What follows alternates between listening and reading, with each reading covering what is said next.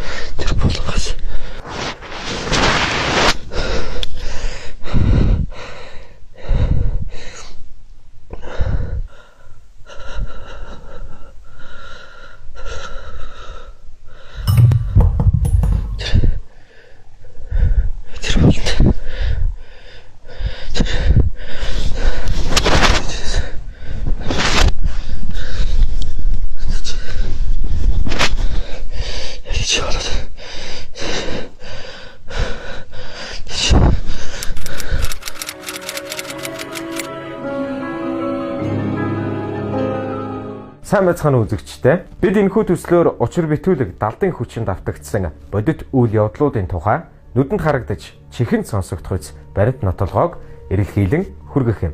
Бид төслийн эхний дугаартаа Баяр Утыг онцолж байна.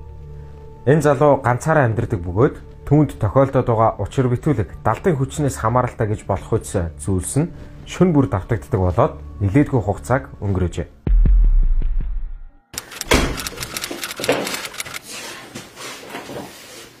За тэгэхээр үзэгчтэй бид нэр Баяр Утын гэрт яг одоо хурж ирээд байна. Энэ орон дээр унтчих одоо яадаг гэнэ. Дээрээс сардаг.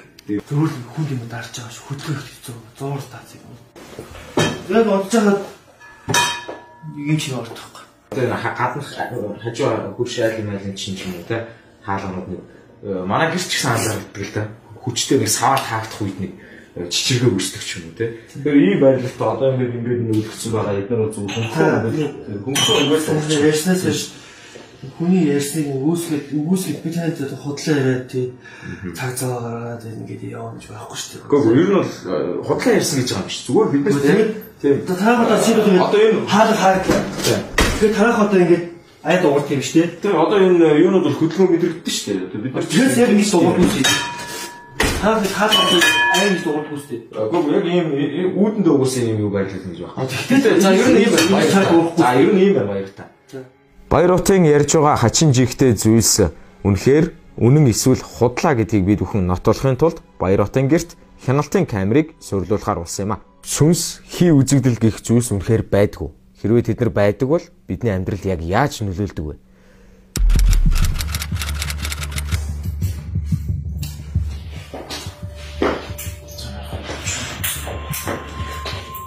Тэрхэн төгсөх юм хийлгэж шүү.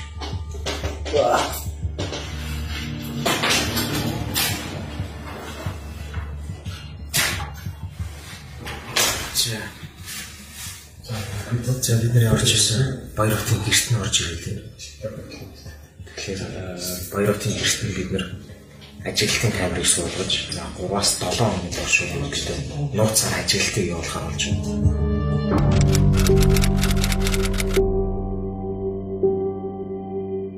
Мөрдлөгийн багийнхан 2018 оны 8 дугаар сарын 25-ны шөнөөс эхэлж ажиглалт явуулсан. Ажиглалтын эхний шөнө Баяр Ут 23 цаг 31 минутанд гэртээ ирлээ.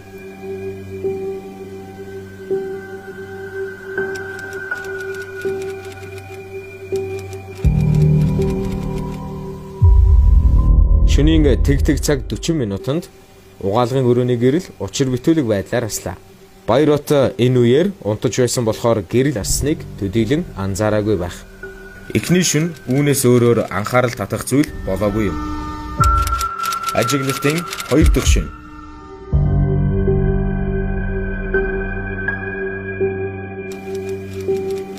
Хоёр дахь шөнийн ажиглалтаар Баяр Ут 21 цаг 23 минутанд гэртээ ирлээ.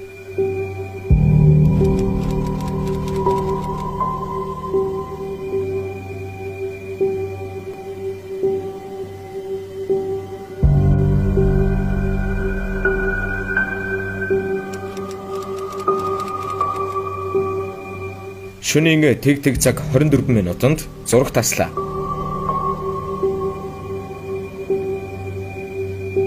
Тэг цаг 26 минутанд том өрөөний гэрэл ассан юм. Тэг цаг 27 минутанд ширээн дээр байсан алчуур учир битүүлгээр унлаа.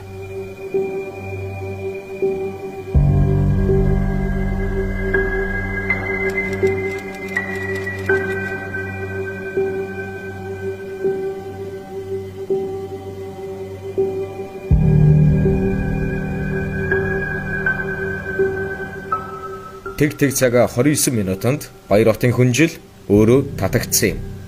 Ийхүү хачин жигтэй зүйлс араасаа цуурснаар 2 дахь өдрийн ажиглалт дууссан юм. Ажиглалтын 5 дахь шөнө. Ажиглалт үргэлжилсээр 3 болон 4 дахь өдөр Баяр хот гэртээ ирж хоноогүй тул 5 дахь шөнийн ажиглалтыг үзэцгээе. Энэ шөнө Баяр хотыг сэрүүн байхад угаалгын өрөөний гоожуураас ус гоожих чимээ гарлаа.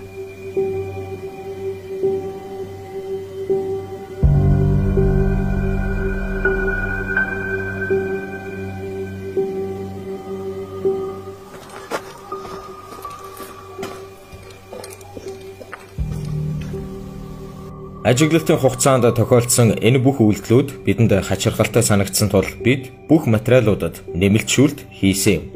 Нэмэлтшүүлэлтээр ил болсон нэгэн хачирхалтай зүйлд та бүхэн анхаарлаа хандуулна уу? Ажиглалтын 2 дахь шөнийн тэг цаг 24 минут. Зураг тасах үед камерт үл анзаарагдах хүнийх байж болох үс нэгэн дүрс өнгөний нэмэлтшүүлэлтээр тодорхой харагдаж байна. Та бүхэн энэ дүрсийг маш сайн ажиглана уу?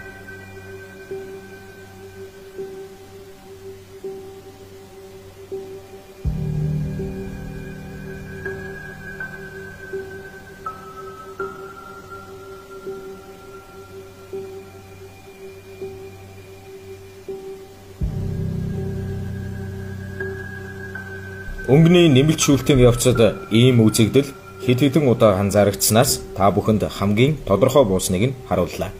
Мөн танд огт үзүүлээгүй байгаа нэг зүйл бол Баяр хотын анх бидэнд ирүүлсэн бичлэгийг шүүлтэнд оруулахад тэр бичлэгнээс үл мэдэг хоолой сонсогдсон явдал юм. Та сайн анзаарвал үл мэдэгдэх хуржигнэх маягийн дуу хоолой танд сонсогдох болно. Та бүхэн анхааралтай сонсноо.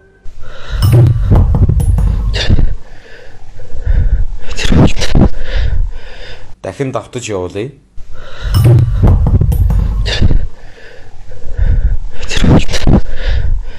Мөн ажиглалтын явцад бичлэгийн дээрхтээ төстэй хоолой манай камерт бичигдэж үлдсэн бөгөөд 5 дахь өдрийн шөнө 0-ын өрөөнд дугарсан байсан билээ. Бид дууны төвшинг чангалсан байгаа болохоор та анхааралтай сонсноо.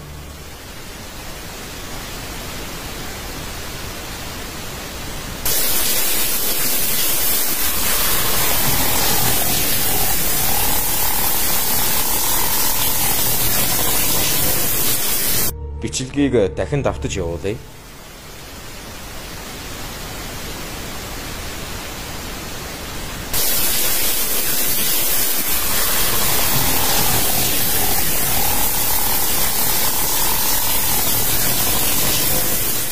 Бид энэ хоолойны бичлэгийг хурдсгаж удаашруулж үзсэн боловч ямар нэг ойлгогдох зүйл гарч ирээгүй юм. Энэ зүйлийг паранормал үзэгдэл гэж болно. Паранормал үзэгдлийг махчилж орчуулбал Европсын үзэгдэл гэж ойлгож болно. Сүнс болго өөрийгөө илэрхийлэх арга барил нь өөр байдаг. Мотор зүйлд нөлөөлж байна. Мөн тухайн хүний оюун санаа нөлөөлж байна. Мөн дуу чимээ аваад нөлөөлж өөрийгөө илэрхийлж байна л да тухайн хүндээ. Бидний ажигснаар бол энэ альд болоод байгаа үйл явдал нь Баяр баттай байгаа болохоос биш тэр байранда байхгүй. Баяр бат гэртээ байхаар энэ үйл явдал явагдаад байгаа мөртлөө байхгүй байхад энэ үйл явдал явагддаггүй. Тэгэхээр үүнийг хараал гэж бид ойлгож болно. Дагуул хараал.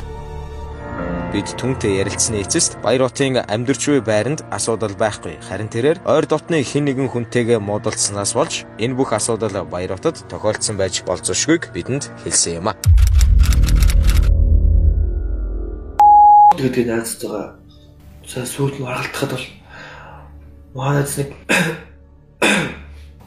нэг хоёр хилээ гарснаа.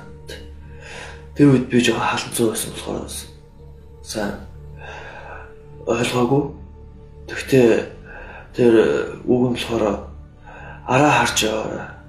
Чи сүдэр чи хоёр салгаарч үзье гэж хэлээд гарсан. Манайх хувьд тэгвэл найзтай хамт амьдарч гэж. Найзтай муудалцаад тэг ганцаараа амьдарч чадлаа надад залгаж ирсэн. Тэр хааны өдөр гэртөрүүд ирчээ. Ханы ганцаараа амьдарч байгаа. Ахтай хань болгоод хонхоо очоо наа тууц. Энэ аль бараа төрөлсөж байсгийг л өөрөөр сэтэрчсэн гэж ажиллаж харагддаг. Одоо нэг залуу энэ бараа төрөлсөж байгаа л да. Тэр залуугийн талаар ярьсан. Тэр залуугийн талаар гэсэн үгтэй. Гэхдээ хаяа шуугалтаа заримдаа нэг хүн ирчихсэн гэдэг юм.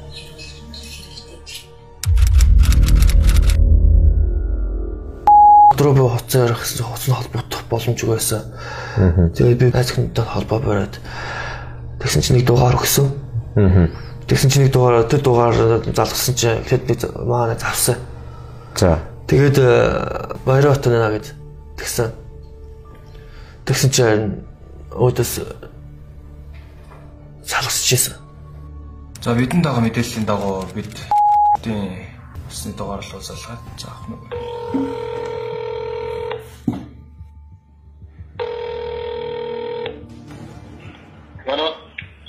Сайн мөн үү? Би нэвтрүүлгээс ирж байгаа маа. Та юм ярих гад. Бано? Юм байхгүй. Бид баяр утаас түүний найз Эсийн гэрийг заалган очиход тэр гэртээ байсангүй. Харин түүний эгч гэх нэгэн эмэгтэй ажилдаг газрыг нь зааж өгсөн юм.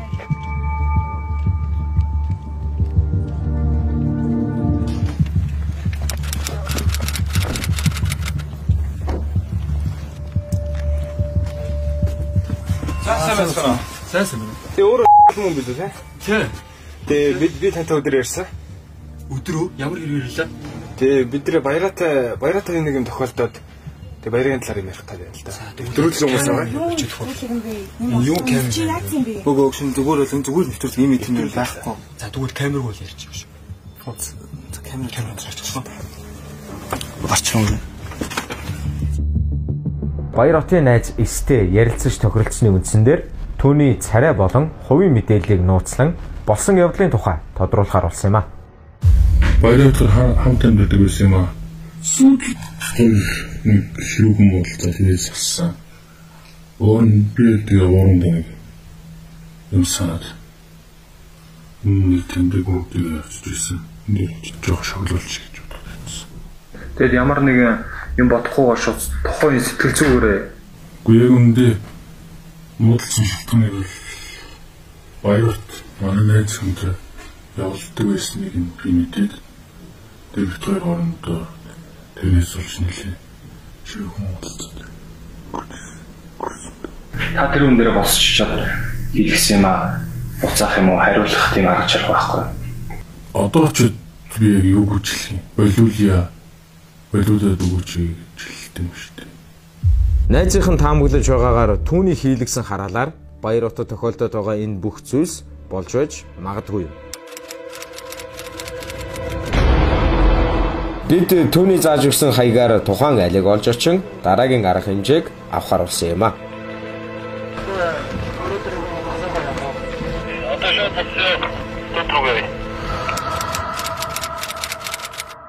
Шууд юу вэ? Хүнээ оруулах. Эхлэе. Тэгж л үзье та. Бид баяр хотын найзын зааж өгсөн айлд очин тэнд байсан эмэгтэйтэй ярилцаж тодорхой мэдээлэл авах гэсэн боловч тэр татгалзсан тул бид ажиглалт хийхээр шийдэв.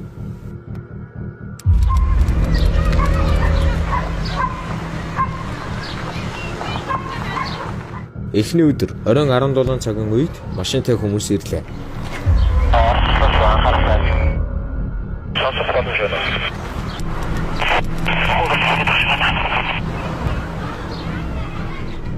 1 цаг орчим эмгэнийд байсны дараа тэд гарч явсан юм. Шөнийн тэгдэг цаг 20 минутын үед эмгэн гэрээсээ гарч ирлээ.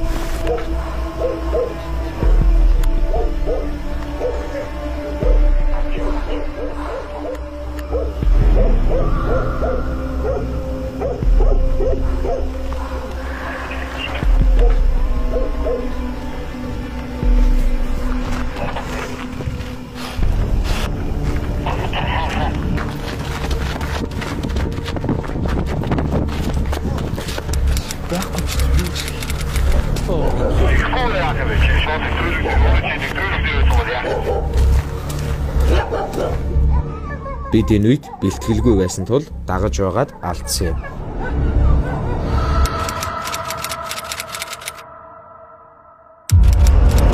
Хоёр дахь өдөр. Камер нэмэр 3 яаж юм? Тэр статус გადасаад байна. Таалуу. Тэр машин гэрээ. Оройн 16 цаг 30 минутын үед машинтай хүмүүс ирлээ.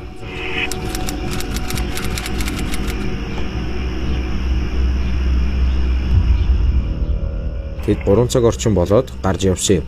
Үүнээс хойш онцгийн үйл явдал болоогүй, байдал тайван намгүн байлаа.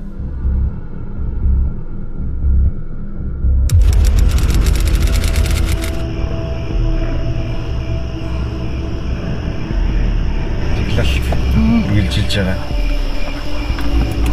Одоо шөнийн 3 цаг 10 минут.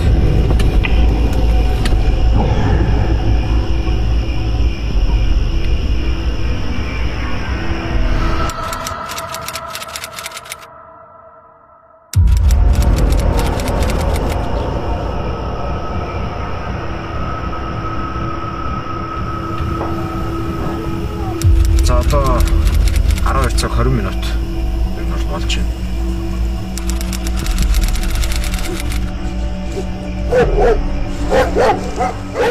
Гурав дахь өдрийн ажиглалтын үеэр ямар нэгэн онцлог үйл явдал болсонгүй.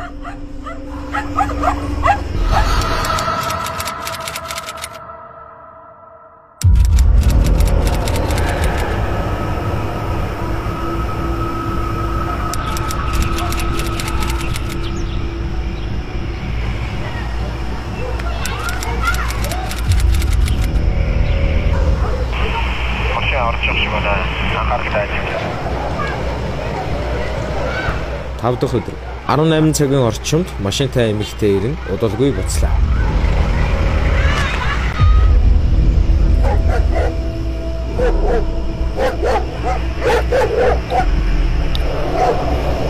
За тэгээ явж ирсэн одоо.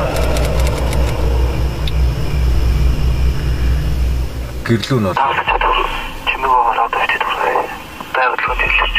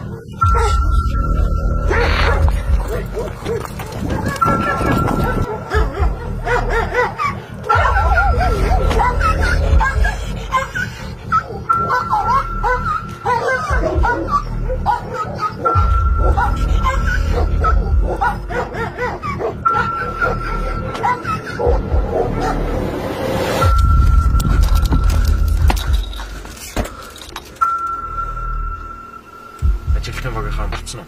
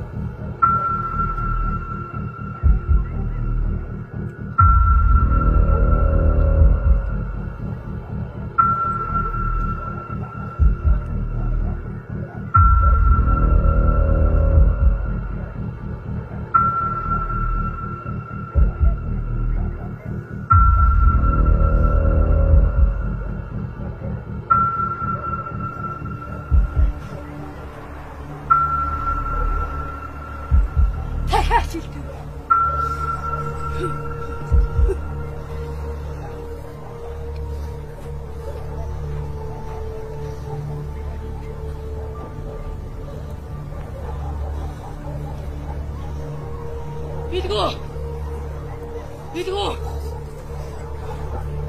Хахаа гэлтэй.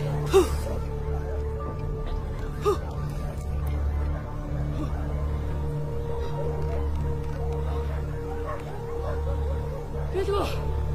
Хахаа гэлтэй.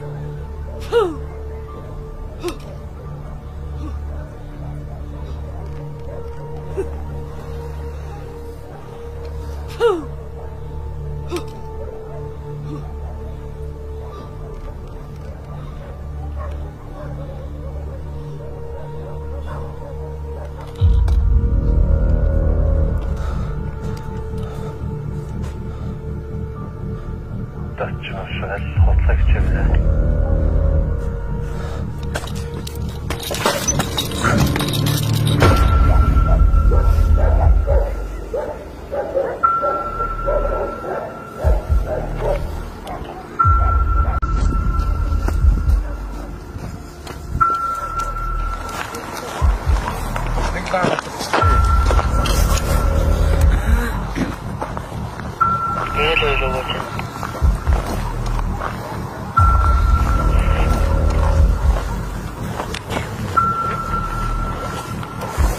Хөлд орохоор сайн хараарай.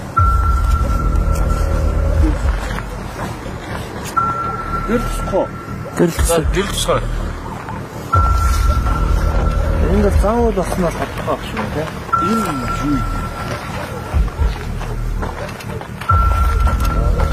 За яах вэ?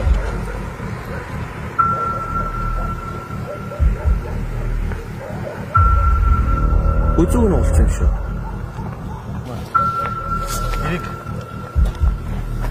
Скам.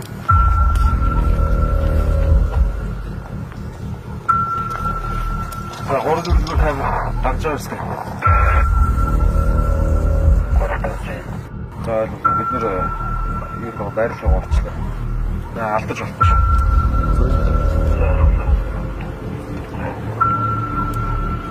За бидний зураг дараа авчих.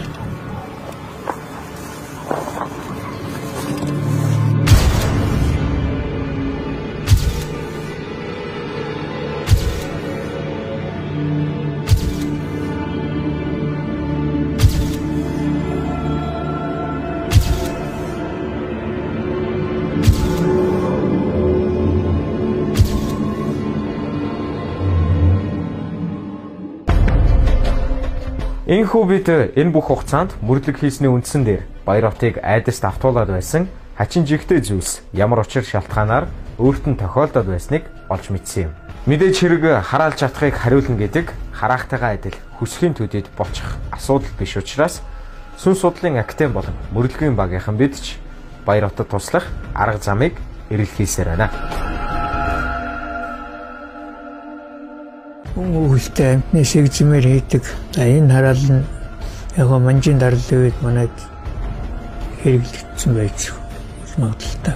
Ер нь бол Евро, Орос онд энэ хараалыг илбэг байсан. Энэ 1929 оны Сталины нэгдүгээр устж алгасан. Энэ төрлийн хараалд амтны шигзм хүүхдээс гадна сүйдний ясыг хэрэглэдэг. Энэ манайхны одоо ойлгоцоор бол сүйдний ясыг ихтэй онуулж болохгүй. Сүйдний яс нь нөхөнд одоо шитгэрч болон харагддаг, сүнс харагддаг гэж үздэг. Энэ үзлэр бол хүнд бас муу юм тохиолдно гэж ойлгодог учраас энэ ойлголттой холбоотой юм аа. За одоо үед ийм төрлийн хараал байх магадлал бас бага байгаа. Вау. Зүгээр л хэлэх үг үнэндээ алга. Иймэрдүү ерөнхийдөө Монголд ийм хараалчтай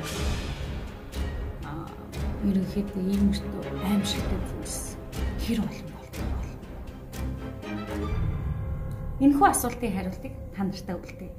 Дараагийнхаа хачирхалтай сонин баримтаараа дахин уулзцгаая. Хэрв та нарт маань санал болгох видео байвал натаа хүлээгээрэй. Дараагийн хавчлагаар уулзцгаая. Bye.